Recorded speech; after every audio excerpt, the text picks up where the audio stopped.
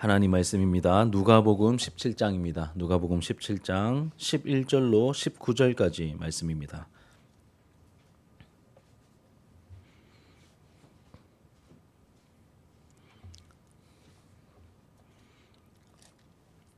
신약성경 124페이지입니다. 우리 한 절씩 교독하고 마지막 절은 함께 읽도록 하겠습니다. 제가 11절을 먼저 읽겠습니다. 예수께서 예루살렘으로 가실 때에 사마리아와 갈릴리 사이로 지나가시다가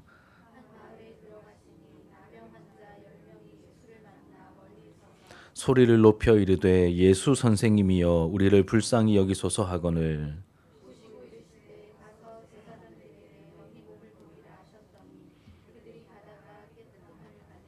그 중에 한 사람이 자기가 낳은 것을 보고 큰 소리로 하나님께 영광을 돌리며 돌아와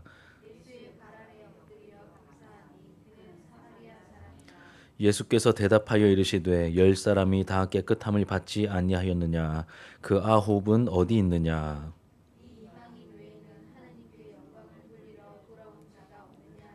함께 읽겠습니다. 그가 시대 일어나 가라 내 믿음이 너를 구원하였느니라 하시더라. 아멘. 예, 오늘 본문의 말씀으로 그는 사마리아 사람이라라는 제목으로 하나님 말씀을 증거하도록 하겠습니다. 오늘 말씀은 제법 잘 알려진 유명한 이야기입니다. 바로 예수님께 고침받은 10명의 나병 환자에 대한 이야기를 우리에게 보여주죠.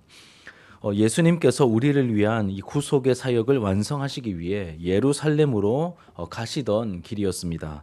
이때 사마리아와 갈릴리 사이로 지나가시다가 한 마을에 들어가시게 됩니다. 아마도 이 두 지역, 이 사마리아와 갈릴리 두 지역의 접경지대에 위치한 한 마을이었던 것 같습니다. 예수님께서 그 마을에 들어가실 때에 어디선가 이제 외침이 들립니다. 예수 선생님이여 우리를 불쌍히 여기소서라고 하는 이 큰 외침 소리가 들렸습니다. 멀리서 들려오는 외침이었지만 그 소리에 절절함이 묻어 있다는 것을 느낄 수 있는 그러한 간절한 외침이었죠. 그 애절한 부르짖음이 예수님의 발걸음을 멈추게 만들었습니다. 여러분 기도하러 오셨죠? 우리의 간절한 부르짖음이 예수님의 발걸음을 멈추게 만들고 예수님의 시선이 우리를 향하게 만들 것입니다. 오늘도 그러한 역사가 있을 것입니다. 여러분 그 외침은 나병 환자 10명이 예수님의 치유를 바라며 부르짖었던 간절한 외침이었습니다. 또 믿음의 외침이었죠. 그 간절한 외침이 예수님의 발걸음을 멈추게 만들었던 것입니다. 이 발걸음을 멈추신 예수님께서는 이제 불쌍히 여겨달라고 외쳤던 그들을 실제로 불쌍히 여기십니다. 그리고 이렇게 말씀하시죠.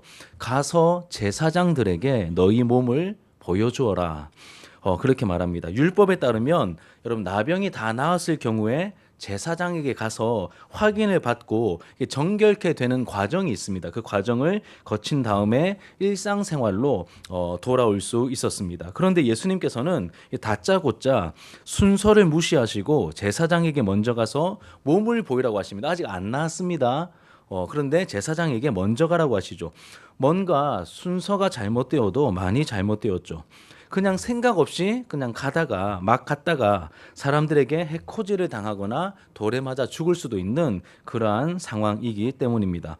그런데 이 10명의 나병 환자들은 예수님의 말씀대로 제사장에게로 갔습니다. 뭐죠, 여러분? 순종이죠. 순종입니다. 여러분 성경에 이런 식의 뭔가 정상적인 순서를 무시한 이런 패턴들이 성경에 많이 나옵니다. 제가 두 가지를 소개해놨는데 사르밧 과부 이야기, 이제 사르밧 과부가 아니고 여러분 엘리사 선지자 시대에 있었던 일들이 조금 더 이렇게 적실성 있어 보여가지고 엘리사 선지자에 관련된 제가 이야기를 해드리겠습니다. 열왕기하 4장에 나오는 이야기인데 이제 선지 생도 중에 그러니까 엘리사 선지자 밑에서 수련을 받던 선지 생도 중 하나가 빈궁한 중에 죽습니다. 그냥 뭐 특별히 뭘 했다는 기록이 없어요. 그냥 고생 지질이 하다가 그냥 그렇게 하나님께서 데려가신 것이죠. 가족만 남기고 그냥 먼저 떠난 것입니다. 그래서 이 아내 된 사람이 엘리사 선지자를 찾아옵니다. 찾아와서 하소연하죠. 빚만 남기고 갔습니다. 그리고 그 이제 빚을 준 사람이 찾아와서 나에게 두 아이가 있는데 이 두 아이를 잡아다가 종으로 삼으려고 합니다. 그러니 우리를 가만두지 말고 좀 도와달라고 그렇게 이야기를 합니다. 그러자 이 엘리사 선지자가 어떻게 처방을 내려주냐면 그릇을 빌려오라고 합니다. 집에 돌아가서 그 동네에 모든 이웃에게 가서 그릇을 다 빌려와라. 그렇게 얘기를 합니다. 여러분, 기름을 뭐 보여주고 그릇을 빌려오라고 해야 되는데 뭐 없습니다. 그런데 그릇부터 빌려오라고 한 거예요. 그리고 나서 이제 방의 문을 닫아놓고 기름을 붓기 시작하자 그 그릇에 기름이 다 차서 빚을 다 갚고 그 상황을 모면하게 되었다라는 이야기가 나옵니다. 우리가 잘 알고 있는 그런 내용이죠. 순서가 어떻습니까? 기름을 보여주고 계획을 밝히고 기름을 보여주고 그러니 그릇이 필요하니 가져와라. 이게 맞는 순서인데 아무것도 없습니다. 그냥 그릇 빌려와라. 먼저 빌려고 난 다음에 일을 행하셨습니다. 그냥 우리는 은혜롭게만 보는데 이런 상황이 나에게 닥친다면 난 어떻게 처신할 것인가? 한번 생각해 보셔야 됩니다. 또 더 유명한 예가 있죠. 가나 혼인 잔치입니다. 예수님께서 첫 번째 기적을 베푸셨던 가나 혼인 잔치에서도 이 정결례를 위해서 마련한 돌 항아리 6개가 있었습니다. 거기에 물을 채우라고 하시죠. 물을 채우라고 하십니다. 그리고 그 하인들에게 어떻게 말합니까? 물을 떠온 다음에 퍼다가 손님들에게 나누어 주러 가십니다. 자, 이거 봐라. 야, 봐라. 포도주로 바뀐 거 봤지? 나눠 줘라가 아니라 자기들이 떠온 물입니다. 물을 이게 채워 넣었습니다. 그리고 나서 아직 변화된 거는 확인시키지 않아 놓고 퍼다가 갖다 주라고 하십니다. 그러니까 뭔가 순서가 여러분 맞지 않다는 것이죠. 맞지 않습니다. 아무것도 확인되지 않은 상황에서 행동을 먼저 요청하셨습니다. 그럼 이런 걸 뭐라고 한다고요? 순종이라고 합니다. 그리고 또 다른 말로 하면 믿음이라고 하죠. 그래서 성경을 잘 읽어보시면 특별히 히브리서 4장을 보시면 순종과 믿음이 거의 동의어로 쓰입니다. 믿음이 있어야 순종할 수 있고 순종을 통하여 우리의 믿음의 진실성이 드러나게 되는 것이죠. 오늘 말씀에서도 마찬가지입니다. 아직 나병이 낫지 않았습니다. 그럼에도 불구하고 제사장에게 먼저 가라 하십니다. 해코지와 이 돌맞음이라는 여러 위협이 있었지만 가라고 하시니 간 것이죠. 무엇입니까? 순종이죠. 그리고 믿음입니다. 이들의 절박한 상황과 이로 인해 자연스럽게 생기게 된 그 가난한 마음이 이들을 움직이게 만들었던 것이죠. 다시 말씀드립니다. 이들의 이 나병 환자라는 이 절박한 상황으로 인해 생기게 된 그들의 마음속에 있었던 우리의 상상을 초월하는 그 가난한 마음이 이 나병 환자들을 움직이게 만들었던 것입니다. 그리고 말씀대로 행동하자 모두 다 깨끗하게 고침을 받았습니다. 기적을 보게 된 것이죠. 하나님의 영광을 보게 된 것입니다. 여러분 이때 10명이 고침 받았잖아요. 우리가 잘 알고 있는 내용입니다. 10명 중에 한 사람만 돌아옵니다. 자기가 나은 것을 알고서는 큰 소리로 하나님께 영광을 돌리며 돌아왔다라고 말합니다. 우리 15절과 16절 상반절 같이 한번 읽어보겠습니다. 누가복음 17장 15절과 16절 상반절까지 같이 읽겠습니다. 시작. 그 중에 한 사람이 자기가 낳은 것을 보고 큰 소리로 하나님께 영광을 돌리며 돌아와 예수의 발 아래에 엎드려 감사하니. 그 중에 한 사람이 자기가 낳은 것을 보고 큰 소리로 하나님께 영광을 돌리며 돌아와 예수의 발 앞에 엎드려 감사하니.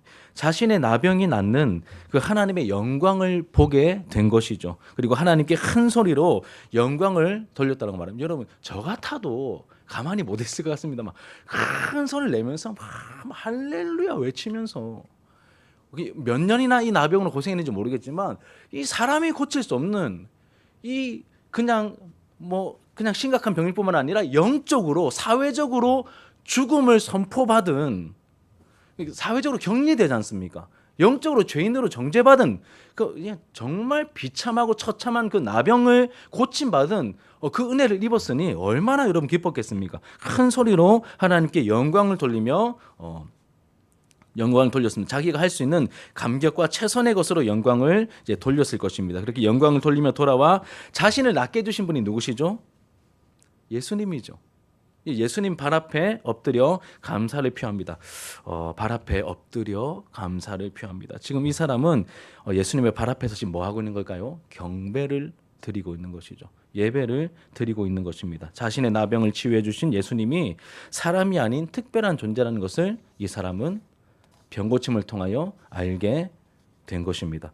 여러분, 성경에서 이 나병, 문둥병은 뭘 상징한다고 배우셨습니까? 죄를 상징한다고 배우셨죠. 죄를 상징합니다. 성경에서 죄를 상징하는 몇 가지가 있는데 대표적인 게 두 가지입니다. 하나는 누룩이고 하나는 나병이죠. 이 두 가지의 공통점은 강력한 전염력을 가지고 있다는 것입니다. 그래서 나병 환자들은 단지 피부병 환자가 아니라 죄인들로 여겨져서 사람들로부터 격리를 당했죠. 그리고 죄를 상징하는 이 나병을 치유받았다는 것은 죄 문제를 해결받았다는 것으로 이 신약 성경은 계속해서 그런 뉘앙스로 우리에게 메시지를 주고 있습니다. 그리고 성경이 줄기차게 강조하는 것 중에 하나가 무엇이냐면 죄 문제를 해결해 주실 수 있는 분은 누구밖에 없습니까? 하나님밖에 없다라고 계속해서 강조합니다. 하나님밖에 없습니다. 지금 죄를 상징하는 자신의 나병을 치유해 주셨습니다. 예수님이 치유해 주셨죠. 그럼 예수님은 누구란 뜻입니까? 그겁니다. 알아본 거예요. 나병과 함께 죄 문제를 해결해 주신 것이죠. 하나님과 자신을 또 이웃과 자신을 단절시켰던 그 끔찍하고 지긋지긋한 죄의 문제를 예수님께서 해결해 주신 것입니다. 나병을 낫게 해주신 분이 바로 하나님이심을, 그분이 바로 하나님이심을 발견하게 된 것입니다. 그러니 막 하나님께 영광을 돌리며 예수님 발 앞에 찾아와서 엎드려 감사하며 경배했던 것입니다.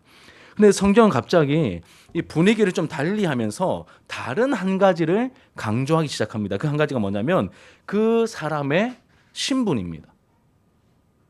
10명 중에 한 명이 돌아왔는데 이 사람이 나병을 고침받고 하나님께 영광 돌리고 예수를 알아보고 엎드려 감사하며 경배했더라. 여기서 끝나는 게 아니라 갑자기 분위기가 좀 전환되면서 분위기를 좀 달리하면서 다른 한 가지를 강조하기를, 뭘 강조하냐면 그 사람의 신분, 그 사람의 정체성을 강조하기 시작합니다. 16절 하반절에 보면 16절을 같이 보겠습니다. 시작. 예수의 발 아래 엎드려 감사하니 그는 사마리아 사람이라. 강조하기 시작합니다. 그는 사마리아 사람. 저 이거 설명 안 해도 되겠죠, 여러분. 사마리아 사람이 그 당시 어떤 대우를 받았는지 여러분 아시지 않습니까? 뭐 사람 취급 못 받았습니다. 개, 멍멍이 수준도 취급 못 받았던 존재들이 바로 이 정통 유대인들의 입장에서 사마리아 사람들이, 그들은 구원의 대상이 될 수 없습니다, 여러분. 유대인들의 관점에서는. 그리고 그 사마리아 사람의 경배와 감사를 받으신 예수님께서도 이 사람이 정통 유대인이 아니라는 사실을 예수님이 한 번 더 강조하십니다. 17절과 18절 읽어볼까요? 같이 읽겠습니다. 시작. 예수께서 대답하여 이르시되 10사람이 다 깨끗함을 받지 아니하였느냐? 그 9은 어디 있느냐?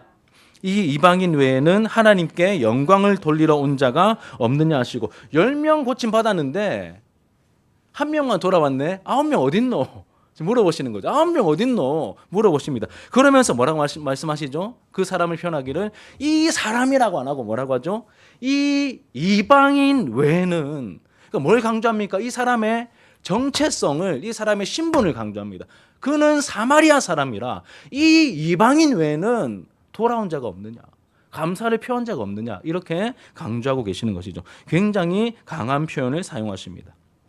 이방인임을, 유대인들에게 배척당하는 이방인임을 일부러 강조하시죠. 그런데 단지 그가 이방인이라는 것을 강조하기 위한 것이 아니라, 여러분, 정통 유대인들보다 이방인이 훨씬 더 예수님 보시기에 지금 어떻다는 것이죠? 정통 유대인들보다 훨씬 더 신앙적으로 제대로 바르게 반응하고 있다는 것을 지금 보여주고 있는 겁니다. 예수님 보시기에 신앙적이고 참된 예배자라는 사실을 강조하시려는 의도에서 지금 이 부분을 보여주고 있는 것이죠. 그러니 여러분, 중요한 것은 어떤 우리의 출신이나 배경이나 외모가 아니라 그 사람의 중심, 즉 신앙의 됨됨이라는 것을 우리가 알게 됩니다. 그럼 제가 목사이기 때문에 제 신앙이 더 좋을까요? 더 좋으면 좋아야겠죠. 더 좋으면 좋고요. 그런데 저의 어떤 직분과 우리의 어떤 신앙생활의 연수가 하나님 앞에 무조건 통하는 바가 되지 않는다고 말씀하시는 겁니다. 우리의 중심이 우리의 신앙의 인격과 우리의 신앙의 됨됨이가 지금 현재 어떠한가를 살피라고 하십니다. 우리 계속 요즘 다루는 주제가 어른스러움이지 않습니까? 영적인 어른스러움. 핵심이 무엇이죠? 하나님을 놓치고 우리끼리 지지고 받고 하는 것이 영적인 어린 아이들의 모습이고, 영적인 어른의 모습 무엇입니까? 하나님을 놓치지 않음. 갈렙처럼, 다윗처럼 하나님이 완전 잊혀진 상황에서 다시 하나님을 생각나게 만드는 그 충성스러움이 어른스러움이다. 그 중심이 우리에게 있는가, 우리가 계속 이 부분을 살피고 있는데, 오늘도 같은 맥락에서 우리가 이해할 수 있겠습니다. 여러분, 누가복음은 아주 성경 자체 66권이 다 특별하지만 누가복음은 굉장히 특별한 책입니다. 왜 특별하냐면 성경 전체에서 이방인이 기록한 책입니다. 대박입니다, 여러분. 유대인들의 관점에서 아니 구원의 대상이 아닌데 어떻게 이방인이 성경을 기록할 수 있습니까? 그것도 두 권이나. 누가복음과 이 편인 사도행전. 그래서 누가복음에는 유대인 사회에서 무시당하던 소외 계층들과 약자들에 대한 이야기가 굉장히 풍성하게 담겨 있습니다. 어디예요? 누가복음에. 사복음서 중에 누가복음에 이러한, 그러니까 세상 따뜻한 이야기는 다 어디에 있을까요?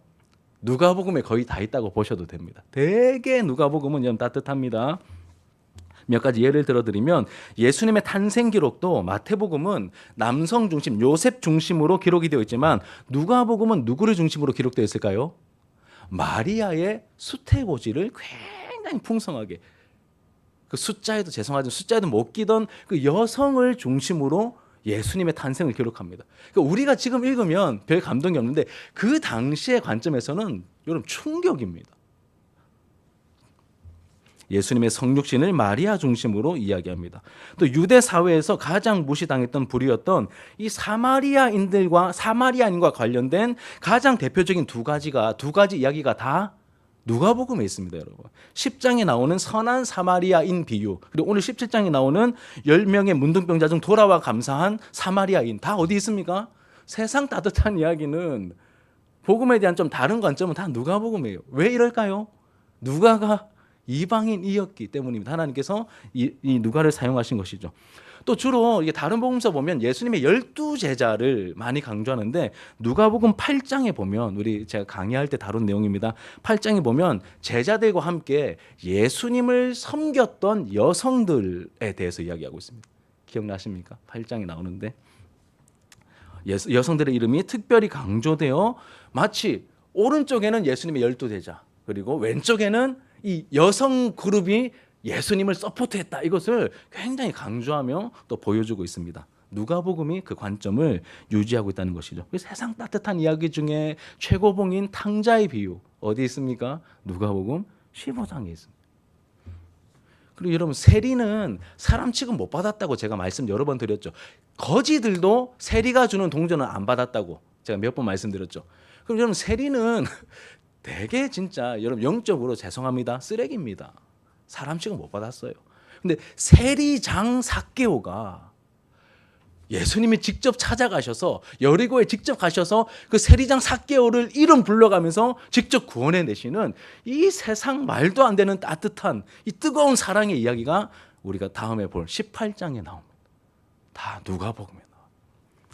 제가 좀 흥분했는데 정말로 여러분 중요한 것은 어떤 신분이나 이런 것이 아니라 우리의 중심임을 우리가 배우게 됩니다. 하나님을 향한 우리의 마음이며 신앙의 됨됨이죠.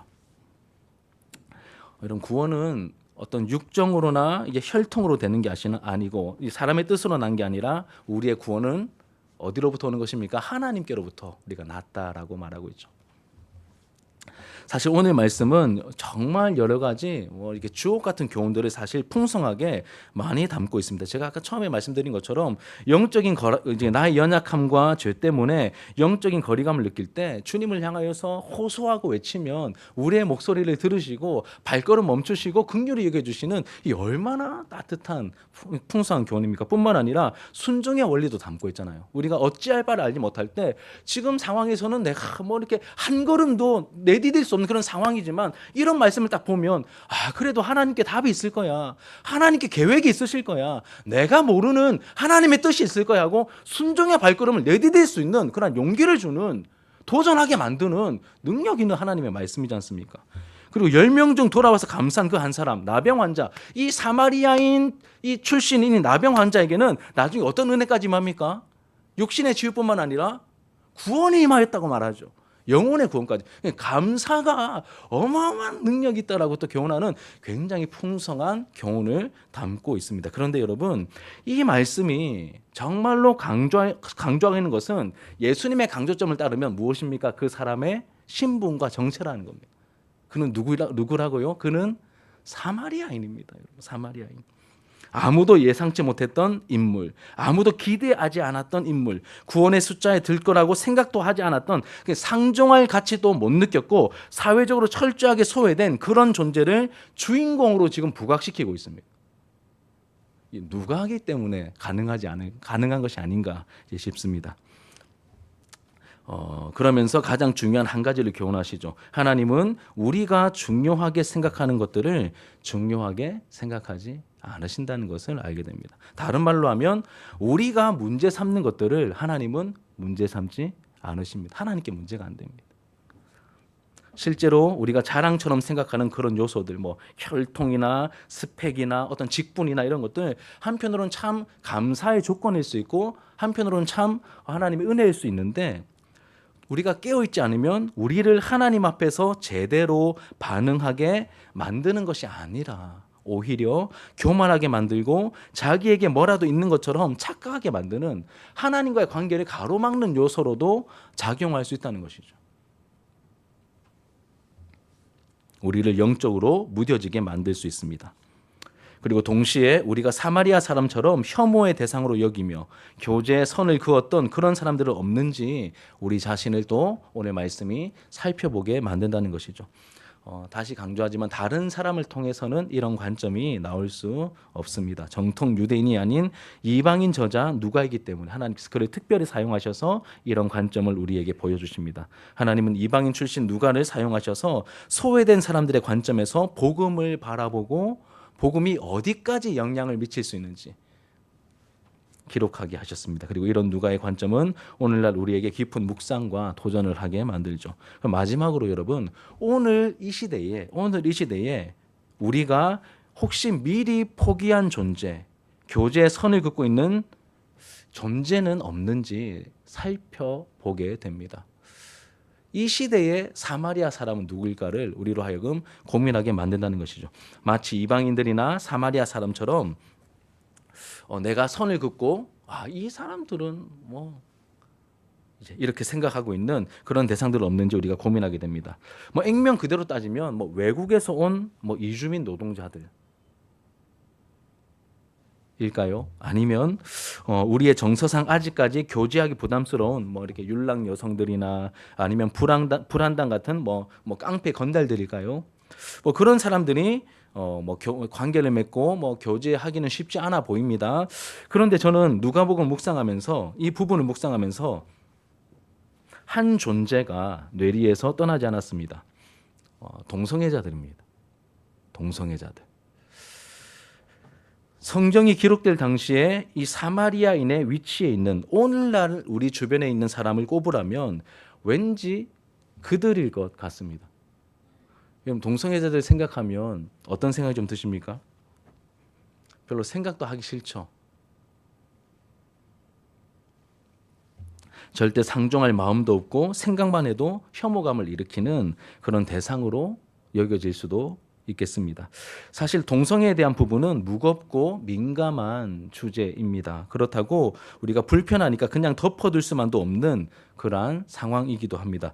여러분, 생각보다 많은 동성애자들이 우리나라에도 있고 세계 곳곳에 있다고 합니다. 제가 인터넷을 통해서 확인해 보니까 이게 나라에서 공식적으로 동성애자들을 카운트한 것은 아니고 이제 민간 조사에 따르면 전체 인구의 평균으로 따질 때 전체 인구의 한 3%에서 6%, 뭐 기본 평균 따지면 한 4.5% 정도를 그 한 나라에 뭐 선진국 기준으로 한 나라에 동성애자들이 있는 것으로 추정한다고 합니다.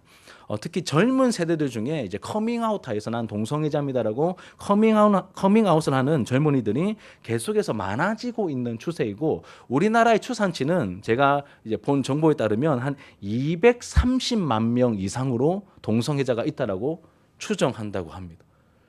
쇼킹하지 않습니까? 숫자 너무 많아요. 대구시 전체 인구 한 그 대도시 전체 인구가 다 동성애자라고 생각하시면 이거 막 섬뜩하지 않으십니까? 우리 진주시 전체 인구의 한 8배 가까이. 7, 8배 가까이. 그렇다면 이들을 어떻게 우리가 보아야겠습니까? 무턱대고 정죄하고 상종하지 못할 사람으로 대할 것인가? 그들을 바라보는 시선이 좀 달라져야 할 필요가 있어 보입니다. 우리가 이렇게 막 바퀴벌레 보듯이 막 혐오하듯이 대하기보다는 그들에게 뭔가 다가가려는 노력도 필요할 것이고 그들을 대하는 우리의 태도도 좀 더 자연스럽고 부드러워져야 될 것이고 예수님을 모델로 해서 우리가 그들을 대하는 모습들의 변화가 좀 나타나야 될 것 같습니다. 원론적인 이야기를 좀 하겠습니다, 여러분. 하나님의 은혜는 모든 사람을 위한 것이 맞습니까? 제가 다시 질문드립니다, 여러분. 하나님의 은혜는 모든 사람들을 위한 것이 맞습니까? 여러분, 은혜는 마치 물과 같아서 위에서 아래로 흐릅니다. 그래서 처음에는 하나님의 은혜를 주로 누렸던 대상이 누굴까요? 일반 남성들이었습니다. 처음에 하나님 은혜를 누렸던 사람들은 일반 남성들이었습니다. 그런데 그 은혜는 물과 같아서 모든 사람에게 흘러가야 되거든요. 그래서 하나님께서 물꼬를 트십니다. 이 남성들만 누리던 은혜를 누가 누렸을까요? 그 다음에 여성들도 때가 되었을 때 누립니다. 그 물꼬를 더 터뜨리시죠. 그럼 여성들도 누리던 은혜를 누가 또 누렸을까요? 나중에는 종들도 누립니다. 종들도 누리던 그 은혜를 때가 되었을 때 누구도 누렸을까요? 어린이들도 사람 취급 못 받다가 어린이들도 그 은혜를 누리기 시작합니다. 그러다가 나중에 누구에게 갔을까요? 누구에게까지? 사람 취급 못 받고 집에 숨어있던 장애인들도 인격적인 대우를 받으며 장애인들에게까지 저들도 하나님의 은혜의 대상이야. 몸이 불편하지만 하나님의 형상과 인격이야. 이렇게 하면서 그들도 존중받기 시작합니다. 그리고 계속해서 은혜가 흘러가서 이제 점점점 낮은 곳으로 흘러가 모든 이들에게 미치게 되는데 제가 생각할 때 지금 우리 시대의 관점에서 이 한 부류가 생각이 났다는 것이죠. 바로 동성애자들입니다. 여러분, 교회가 그들을 품어낼 준비가 되어야 그들도 돌아올 수 있습니다. 교회가 그들을 품을 준비가 되어 있어야 그들도 주님께 돌아올 수 있습니다. 그렇다고 여러분 오해하지 않으셨으면 좋겠습니다. 제가 동성애 자체를 인정하거나 차별금지법을 찬성하고 성소수자들의 동성결혼을 합법화시키는데 제가 찬성한다? 아닙니다, 여러분. 저는 그런 입장을 가지고 있지 않습니다. 저는 성경이 진리라고 믿습니다. 성경이 진리라고 믿습니다. 다시 말해 성경이 분명히 금하는 부분에 대해서는 타협할 마음이 저는 1도 없습니다. 성경이 금하는 부분은 분명하게 저도 금합니다. 하지만 다른 대상들을 다른 죄인 그룹들을 우리가 혐오하지 않잖아요. 그리고 죄와 죄인을 구별해야 된다는 얘기 많이 들어보셨지 않습니까? 다른 대상들을 향하여서는 그 훈련받은 대로 그게 이루어지는데 아직까지 그게 잘 이루어지지 않는 대상, 우리가 여전히 불편하고 선을 긋고 있고 여전히 혐오하고 있는 대상, 남아있는 그룹을 찾아보니 저에게는 그 대상들이라는 거에 저는 이 말씀 앞에서 이렇게 드러나더라고요. 이 죄와 죄인을 우리가 구분해서 보아야 한다는 것이죠. 동성애자들만 이렇게 혐오하듯이 대하는 것은 하나님께서 원하시는 관점은 이제 아니라는 것이죠. 인격을 가진 한 사람, 구원을 받아야 할 존재로 우리가 보아야 한다는 것입니다. 내가 너무 혐오스러우니까 저 사람들은 너무 죄인들이니까 우리는 상종도 하면 안 돼. 맞습니까, 여러분? 이게? 아니라는 겁니다. 아까 말했잖아요. 은혜는 모든 사람을 위해 주어진 것입니다. 근데 왜 자꾸 우리가 선을 긋습니까? 그 뉘앙스가, 누가복음의 뉘앙스가 모든 사람에게 이 복음이 전해져야 되고 모든 사람에게 복음의 이 능력이 임해야 되는데, 지금 유대인들은 누구를 선을 그었습니까? 이방인들과 사마리아인들은 결코 그럴 수 없어. 그런데 그렇지 않다는 것을 예수님께서 보여주셨듯이, 이 시대에 은혜가 미치지 못하는 영역이 있거나 미치지 못하고 있는 대상들이 있지는 않은지, 오늘 이 시대에 우리가 이 교훈을 적용하여서 우리 시대에 나 자신을 살펴야 한다는 것입니다. 우리가 동성애와 동성애자들을 인정하자는 게 아니라 그들을 이해하고 품고 섬겨야 할 대상으로 여겨야 한다는 것입니다. 이해하고 품고 섬겨야 하고, 여러분 그들을 혐오할 게 아니라 불쌍히 여기셔야 됩니다. 여러분 우리가 영혼 구원을 위해서 누군가를 불쌍히 여기잖아요. 똑같이 그들을 불쌍히 여겨야 한다고 말씀하시는 겁니다. 근데 잘 안 되지 않습니까? 이제 그거 깨트리시는 거예요. 이 말씀을 통해서 오늘날 우리에게 품으라고 하시는 사마리아인이 누군지, 저에게는 이제 성소수자들, 동성애자들로 다가왔고, 그들도 포기하지 말고 기도하며 품어야 될 대상, 주님께서 구원하시려는 대상임을 놓치지 말라고 하는 그런 메시지로 저에게 다가와서 여러분들과 함께 나눈 것이고, 또 말씀을 듣는 가운데 여러분들은 또 누군가 생각나는 대상이 있었을 수도 있습니다. 어떤 분들은 어떤 이슬람 세력이 생각났을 수도 있고, 또 어떤 분들은 내가 결코 용서치 못할 어떤 그 관계에 내가 선을 그어놓은 어떤 그 특별한 대상일 수도 있고, 여러 대상들이 생각날 수 있을 텐데, 여러분 그렇게 미리 선을 긋고 내가 차별했던 모습들이 있었다면 하나님 앞에 우리가 회개해야 할 것이고, 나는 어떤 역할을 할 수 있을지 기도하며 고민하기 시작해야 합니다. 저도 여러분 이 불편한 사람들을 어떻게 품어야 될지 저도 아직 답이 없습니다. 말씀을 통해서 만난 거예요. 그리고 제가 고민한 만큼 여러분들과 나누는 것이고, 우리가 하나씩 또 갖추어 가는 것이죠. 근데 우리가 이런 문제들을 피하지 않고 하나님 만나게 하시니 이 말씀 앞에서 고민하고 씨름하겠습니다. 기도하겠습니다. 우리가 하나님 앞에 이렇게 나아갈 때 분명한 것은 우리를 도와주실 거라 믿습니다. 그리고 우리를 통하여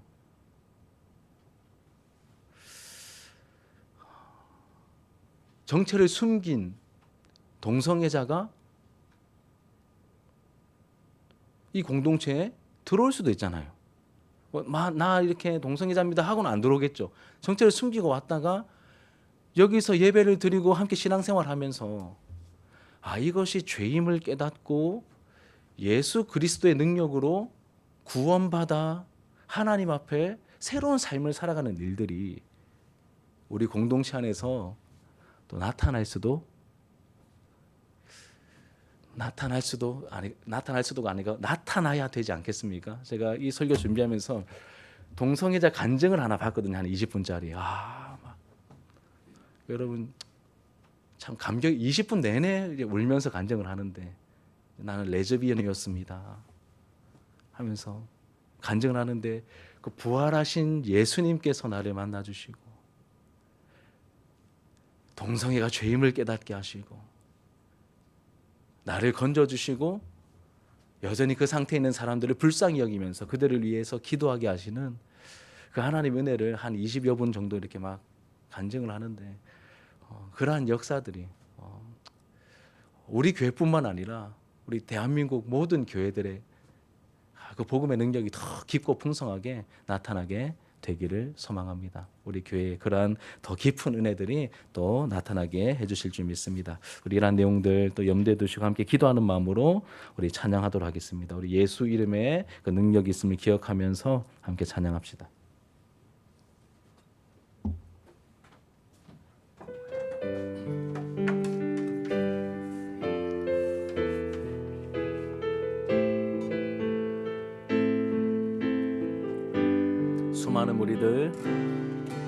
수많은 무리들 줄지어 그분을 보기 위해 따르네. 평범한 목수이신 그분 앞에 모든 무릎이 꿇어 경배하네. 모든 문제들 하나하나 죽음까지도 힘을 잃고 생명의 근원 되신 예수의 앞에 모든 권세들 굴복하네.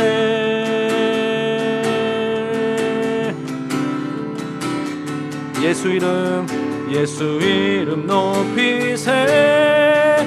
능력의 그 이름 예수 이름 높이세. 구원의 그 이름 예수 이름을 부르는 자 예수 이름을 믿는 자 예수 이름 앞에 나오는 자 복이 있도다.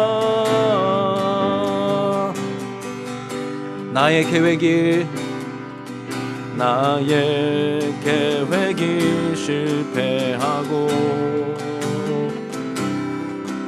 나의 소망이 끊어질 때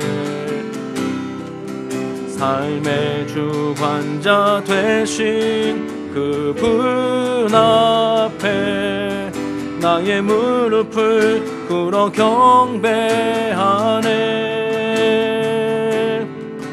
나의 삶을 그분께 맡길 때 비로소 나의 마음 평안해. 구원의 반석 되신 예수의 이름을 소리 높여 찬송하네.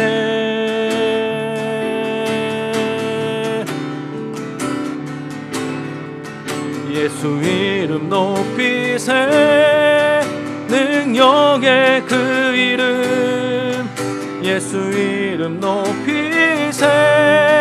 구원의 그 이름 예수 이름을 부르는 자 예수 이름을 믿는 자 예수 이름 앞에 나오는 자 복이 있도다. 예수 이름 높이세. 예수 이름 높이세. 능력의 그 이름 예수 이름 높이세. 구원의 그 이름 예수 이름을 부르는 자 예수 이름을 믿는 자 예수 이름 앞에 나오는 자 복이 있도다. 예수 어린 양 예수 어린 존귀한 이름 존귀한 이 예수는 어린 양 예수 어린 양 존귀한 이름 예수 어린 양 예수 어린 능력의 이름 능력의 이름 예수는 어린 양 예수 어린 능력의 이름 능력의 이름 예수 어린 양 예수 어린 치유의 이름 치유의 이름 예수 어린 치유의 이름 치유의 이름 예수 어린 양 예수 어린 변화의 이름 변화의 이 예수는 어린 양 예수 어린 변화의 이름 변화의 우리 마지막으로 예수 어린 양 존귀한 이름 예수 어린 양 존귀한 이름